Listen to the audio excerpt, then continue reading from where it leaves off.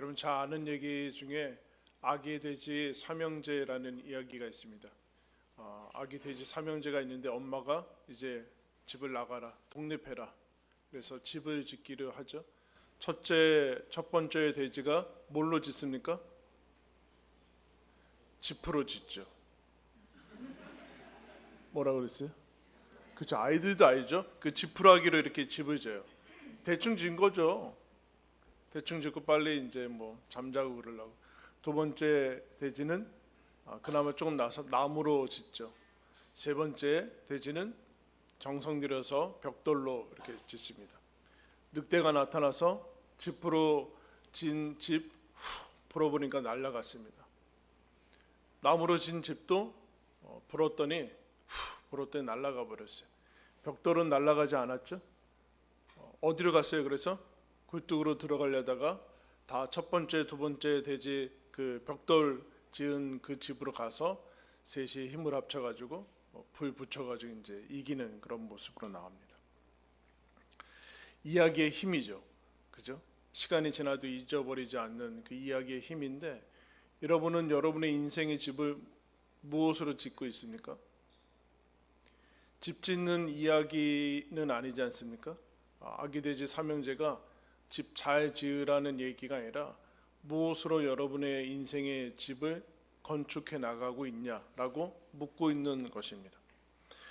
여러분, 오늘 우리가 읽은 말씀은 9절에 이렇게 나와 있습니다. 너희는 하나님의 밭이요 하나님의 집이다. 너희는 하나님께서 건축해서 세워나가는 하나님의 집이다라고 말씀하고 있습니다. 여러분, 하나님은 어디 살고 계실까요? 하나님의 집은 어디예요? 하나님이 살고 계시는 집은 어디입니까? 놀라운 선포를 하고 있어요. 너희가 하나님의 집이다. 하나님의 집이다. 아까 동화에서는 집의 재료에 대해서 먼저 얘기하고 있었는데, 집의 재료보다 더 중요한 것은 기초죠. 터를 어디에서 세우느냐. 그러면서 사도 바울이 10절과 11절에 내게 주신 하나님의 은혜를 따라 내가 지혜로운 건축자와 같이 터를 닦아두매 다른 이가 그 위에 세우나 그러나 각각 어떻게 그 위에 세울까를 조심할지니라. 이 닦아둔 것 외에 능히 다른 터를 닦아둘 자가 없으니 이 터는 곧 예수 그리스도라. 우리 인생의 터는 다른 것이 될 수는 없다. 다른 것은 다 흔들리고 넘어지고 부서질 것이다. 오직 하나님께서 우리들한테 주신 인생의 모든 사람의 기초와 터는 예수 그리스도다. 반석이신 예수 그리스도다라고 얘기를 하고 있습니다. 예수님도 이미 마태복음 7장에서 얘기하셨죠. 너희들 집을 지려면 모래 위에 지을 것이냐 아니면 반석 위에 지을 것이냐. 여러분, 어리석은 질문 아닙니까? 너무나 당연하게 집을 지으려면 모래 위가 아니라 반석 위에 지을 것이 당연한데, 그런데 너희들의 삶은 어디 위에 지으려고 하느냐. 모래 위에 짓는다는 것은 내 말을 듣고 행하지 않는 것, 즉 사실은 반석의 문제죠. 내 말을 듣고 행하는 사람은 그 기초를 반석 위에 두었기 때문에 홍수가 나고 물이 많아져도 그 집은 견고할 것이다. 그러나 내 말을 듣고 행하지 아니하는 사람은 그 주초를 모래 위에 놓은 것이나 마찬가지이기 때문에 비가 내리고 홍수가 나면 바람이 불면 무너질 것이다. 여러분, 집을 잘 지은 것의 문제입니까? 분주하게 열심히 사냐 안 사냐의 문제예요? 그렇지 않죠. 기초의 문제죠. 기초의 문제. 즉 예수 그리스도 위에 삶을 올려놨느냐 아니면 예수 그리스도 아닌 다른 것을 올려놨는가의 차이지, 얼마나 열심히 살았는가는 그 다음 문제다라는 것을 얘기를 합니다. 예수 그리스도 위에 올려놓고 있느냐 아니면 그렇지 않느냐. 그러면 그렇지 않으면 다 무너질 것이다. 다 없어질 것이다. 자기 만족에 의해서 살아가고 있을지는 모르지만 그 모든 것은 다 무너질 것이다. 예수님의 반석으로 삼는다라는 것은 예수님 위에 내 삶을 얹어 놓는다는 것을 얘기하는 것인데, 그것을 성경은 믿음이다라고 얘기합니다.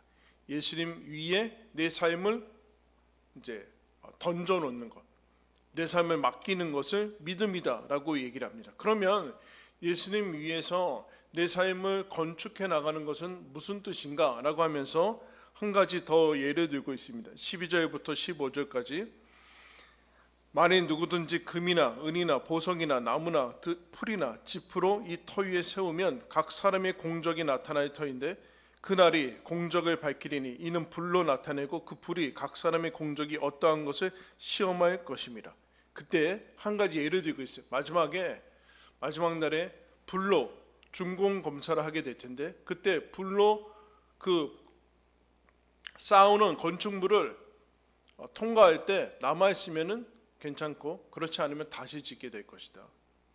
여러분 짚으로 그리고 풀로 나무로 지으면 남는 것이 없겠죠. 당연히 금이나 은이나 이런 단단한 것으로 지으면 남게 될 것입니다. 하나의 이런 비유입니다. 15절에 그러면서 만약에 예수 그리스도 위에 불에 남지 않는 것으로 짓는 사람은 누구든지 그 공적이 불타면 해를 받으리니 그러나 자신은 구원을 받되 불 가운데서 받은 것 같으리라. 구원은 받을 것이다. 그러나 여러분들 뉴스 같은 데 보면 화재나 이런 것 있으면 아무것도 가지고 나오지 못하고 불에 그을려서 나오는 사람들 봤죠? 그런 식으로 구원을 받는 것이나 동일할 것이다. 여러분 예수님 믿고 예수님을 믿은 다음에 천국 갈 때까지 그냥 똑같이 살다가 기다리라고 하나님이 인생을 준 것이 아니라 믿음으로 살아서 그 살아간 인생으로 하나님께 칭찬받고 상 받으라고 주신 인생인데 그렇지 않고 겨우 나는 천국에 턱걸이 하겠다라는 식으로는 그렇게 인생을 준 것이 아니다라는 것이죠. 그러면 그것은 무엇인가? 예수님이라는 반석 위에 어떤 것으로 건축 자재를 쓰고 구조물을 올려야만 되는가라고 할 때 여러분 성경에 반석이라는 이름을 가진 사람이 있습니다. 누굽니까? 베드로죠. 베드로라는 사람은 반석이라는 뜻의 이름을 가지고 있습니다. 그 사람이 베드로 사도가 베드로 전서에서 이렇게 썼습니다.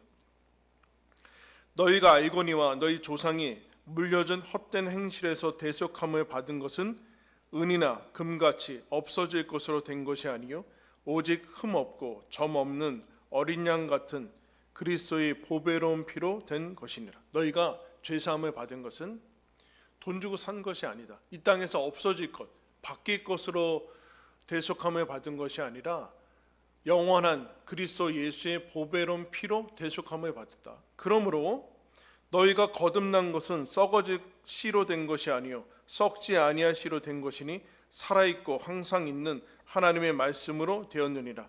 그러므로 모든 육체는 풀과 같고 그 모든 영광은 들의 꽃과 같으니 풀은 마르고 꽃은 떨어지되 오직 주의 말씀은 세세토록 있도다 하였으니 너희에게 전한 복음이 곧 이 말씀이니라.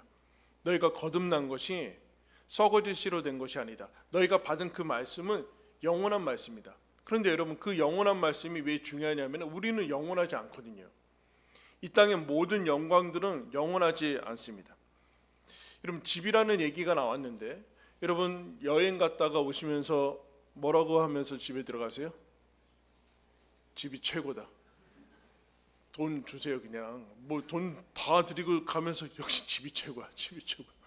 비싼 음식 먹고 여러분 나중에 나오는 그 2, 3천 원짜리 찌개 먹으면서 역시 찌개가 최고다. 그럼 뭐가 달라요? 여러분 왜 집이 최고라고 합니까? 낯선 곳에 가면 기대가 있고 설레고 하죠. 그러나 이방인이죠. 그 동시에 설렘과 기대와 낯선 새로움을 접하면서 우리는 동시에 불안과 두려움과 그리고 낯선 것을 경험합니다. 불안함을 경험해요. 왜 그럴까요? 어려운 얘기로 컨텍스트가 바뀌어서 그래요. 정황이 바뀌어서 그래요. 내가 살고 있는 지금의 정황은 지금 분당이라는 여기는 여러분들은 전혀 낯설지 않죠? 새롭지 않아요. 설레지 않아요. 그래서 자꾸 떠나고 싶어요. 그러나 떠나면 거기에 설렘이 있지만 거기에는 불안이 동시에 있습니다. 왜요? 컨텍스트가 바뀌었어요. 나는 그대로인데 컨텍스트가 바뀌면서 나는 이방인이 되고 지금 어떤 상황이 일어나는지 잘 파악이 안 돼요. 낯선 데 가면은 지금 이 상황이 어떤 상황인지 잘 파악이 안 돼요. 정황이 바뀌어서 그래요. 거기는 실제로 안식을 누리기 어렵습니다. 그러면서 집으로 돌아오면서 내가 그동안 가졌던 익숙하지만 낯설지 않은 정황이라는 것이 맡겨지죠. 거기서 내가 안식을 누리게 되고 익숙함과 안도감을 누리게 됩니다. 집이라는 것은 그런 것이죠. 그런데 여러분, 우리가 살아가는 인생에서 계속 정황이 바뀌어요. 나는 그대로인 것 같은데 나도 그대로이지 않고 시간이 지나고 나이가 들고 내 주변과 내 상황들이 계속 바뀌어요. 거기에서 우리는 늘 불안을 경험합니다. 그래서 정처 없이 늘 떠돌아다녀요. 마음 둘 곳을 찾지 못해요. 영혼을 둘 자리를 찾지는 못합니다. 그러면 늘 불안하고 두려움에 휩싸입니다. 그래서 장소도 옮겨보고 뭐 여러 가지 하는 일도 옮겨보고 그러지만 해결이 되지는 않아요. 왜요? 그 정황에서, 바뀌어지는 정황 안에서는 안도감을 누리지 못하기 때문에 그렇습니다. 정황이 바뀌면 나도 바뀌고 그러는데 이 변하지 않는 이 정체성, 어디를 가도 이 정황이 바뀌어도 변하지 않는 정체성을 어떻게 가지게 되는가, 집과 같은 정체성은 어떻게 가지는가에 대한 문제인 것이죠. 그것이 영원한 것밖에 없다. 그러면 이 땅에는 영원한 것은 없다. 사도 베드로가 무엇이냐고 얘기하냐면 하나님 말씀만이 영원하다. 너희들의 인생이 계속해서 바뀌고 덧없어 보이고 모든 것들이 순식간에 지나가는 것 같은 거기에서 영원한 하나님의 말씀에 접속할 때만이 너희들은 안식을 누릴 수 있고 영원히 남는 삶을 살아갈 수 있다. 지금 고린도 교회는 인간의 지혜로 가득 차고 있습니다. 하나님께서 주신 믿음을 가지고 그 위에다가 인간의 지혜를 쌓아 올려고자 하니까 거기에 여러분 아무것도 남지 않죠. 하나님의 말씀만이 남게 되는데 영원히 남는 삶, 내가 이 땅을 떠나고 나서도 하나님께서 기억하는 삶이 하나님 말씀대로 살아가는 삶인데 그것과 대조해서 얘기를 하고 있는 겁니다. 지금 세상에서 유행하고 각광을 받고 박수치는 것 같은 그런 삶, 지혜, 그런 것들이 좋아 보이지만 영원히 남는 것은 하나님 말씀밖에는 없다. 예수 그리스도가 얘기를 하시는 그 모습을 보게 됩니다. 그러면 우리가 예수 그리스도 위에서 하나님 말씀과 하나님 뜻에 순종하면서 살아가야 되는데 그것이 몇 가지 일을 하는 것으로 해결되지는 않아요. 하나님을 믿은 다음에 몇 가지 행위를 한다고 해서 내 삶이 바뀌거나 그렇진 않죠. 어떻게 해야지 내 삶이 바뀌는가? 여러분 묻겠습니다. 여러분 삶이 정말로 바뀌기를 원합니까? 바뀌기 원하면 바뀔 거예요. 근데 바뀌기 원하지 않더라고요. 대부분의 사람들이 바뀌기 원하지 않아서 안 바뀌는 거예요. 여러분 바뀌고 싶습니까? 바뀌고 싶은 사람은 비결을 알려드릴까요? 알려드리든지 말든지. 내 인생이 바뀌는 지점, 내 인생이 정말로 변화될 수 있는 그 방법은 무엇인가? 16절에 있습니다. 우리 다 같이 한번 읽겠습니다. 시작. 너희는 너희가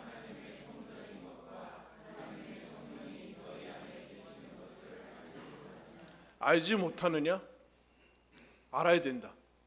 고린도 교인들, 너희가 하나님의 성전인 것과 하나님이 너희 안에 계시는 것을 이거 알아야 되는 것 아니냐? 알지 못해서 문제가 일어나는 것 아니냐? 우리가 알아야 되는 것이 무엇인가? 우리가 하나님의 성전이래요. 그럼 집이 뭡니까? 집이라는 것은 그 안에 산다라는 것인데 하나님의 집은 하나님이 그 안에 사신대요. 우리가 하나님의 집이래요. 그러면 하나님이 계신 곳이 뭡니까? 하나님의 성전이죠. 성전이죠. 성전이라는 것은 그럼 우리 안에 어떻게 하나님이 계시는가? 하나님의 성령이 너희 안에 거하고 계시다. 그것이 우리가 중요하게 여기는 그 신앙이죠. 예수님을 왜 보내셨는가?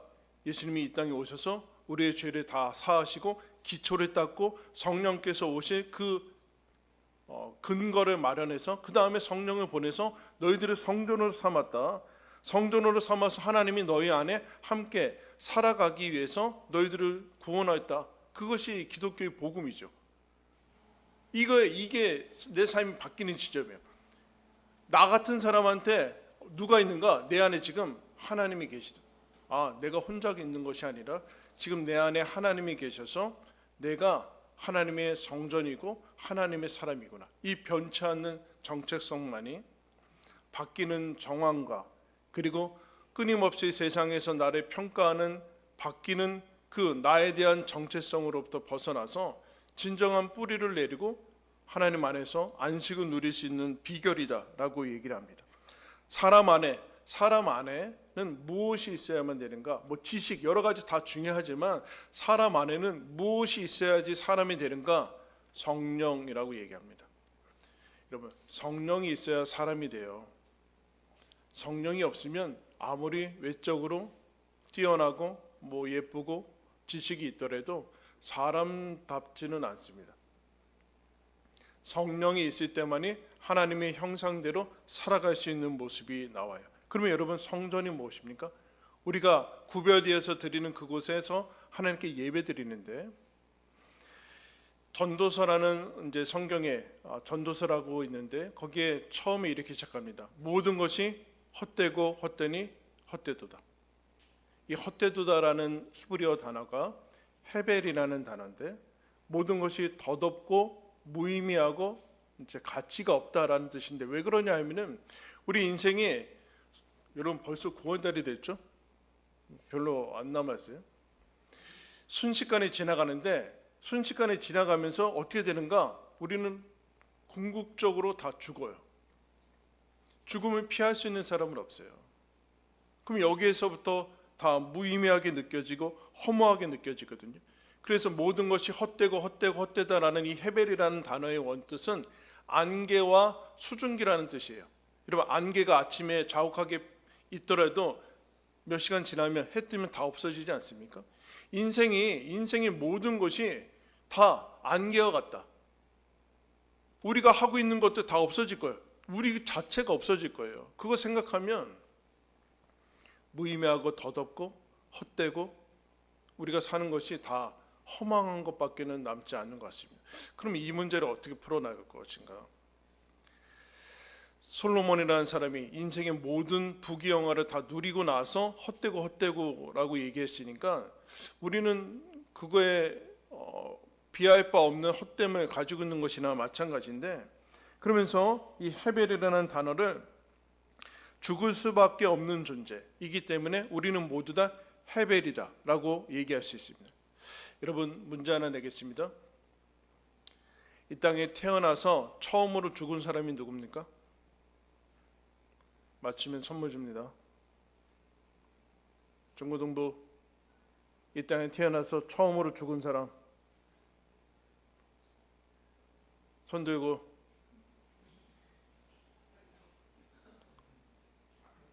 네, 하준이가 아벨이라고 했어요. 맞았죠? 아담과 하와는 영적으로 죽어서 육체적인 죽음을 이 땅에서 아직 겪지 않았는데 그들이 낳은 아들이 먼저 죽었어요.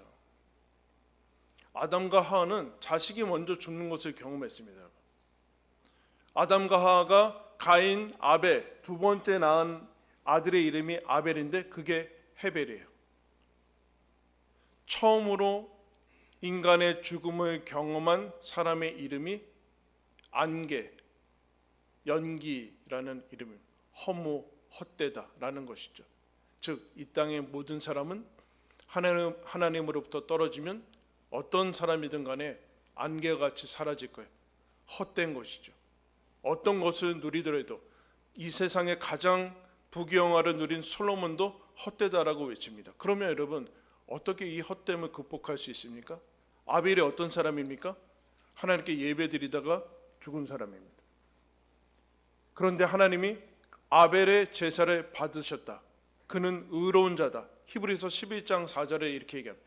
그가 죽었으나 지금도 말하고 있다라고 얘기하고 있어요. 여러분, 아벨은 죽지 않았죠.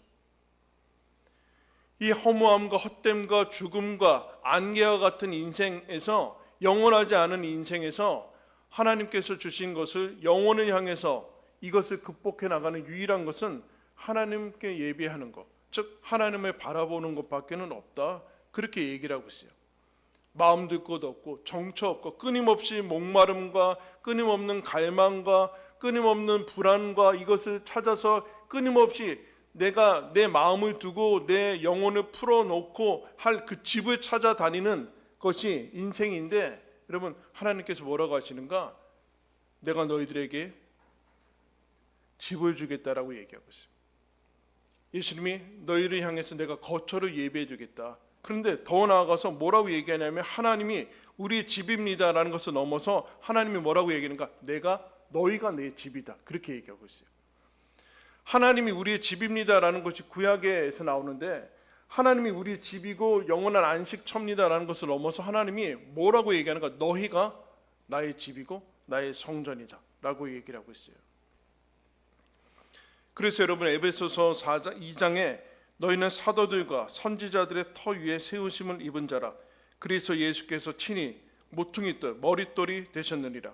그의 안에서 건물받아 서로 연결하여 주 안에서 성전이 되어가고 너희도 성령 안에서 하나님이 거하실 처소가 되기 위하여 그리스도 예수 안에서 함께 지어져 가느니라.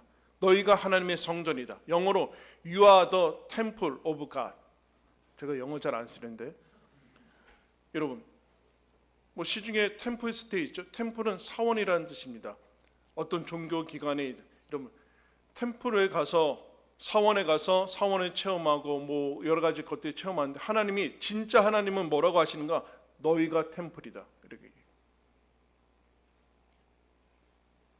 어디 가서 템플 스테이 하는 게 아니라 너희가 템플이다. 여러분 엄청난 얘기예요. 여러분 이 고린도는 주변에 신의 집이라고 신전이 엄청나게 세워진 집. 지금도 여러분 관광객이 그 템플 보려고 가는 거거든요. 거기 신들이 사는 신의 집이 이제 엄청난 규모로 지어져 있는데 우리와 같은 사람들, 노예 같은 사람들한테 사도 바울이 뭐라고 하는가? 너가 템플이다. 하나님이 너희 안에 계신다. 너희가 성전이다. 여러분 이게 얼마나 놀라운 얘기입니까? 하나님이 집이 없어요. 하나님은 나는 너와 함께 살려고 집을 줬고 너가 나의 집이고 내가 너희 안에 거하고 있다. 영원히 그럴 것이다. 나는 너희와 영원히 살려고 내 아들을 보냈고 너희와 영원히 살고 있다라고 얘기하고 있습니다. 너희가 내 성전이고 그게 교회다라고 얘기하고 있습니다. 하나님께서 우리들한테 말씀하십니다. 너희가 나의 집이고 나의 성전이다. 예수 그리스도 기초 위에서 말씀으로 건축해 나가며 인생을 살고 너희 안에 영원히 하나님의 영, 나의 영이 영원히 함께할 것이니 믿고 너가 얼마나 소중한지 알고 어디로 가든지 함께한다는 것을 믿으면서 그렇게 살아가라라고 오늘 저와 여러분에게 말씀합니다. 너희는 하나님의 집이요 하나님의 성전인 것을 믿으며 하나님의 자녀로 살아가시기를 예수님의 이름으로 축원합니다. 기도하겠습니다.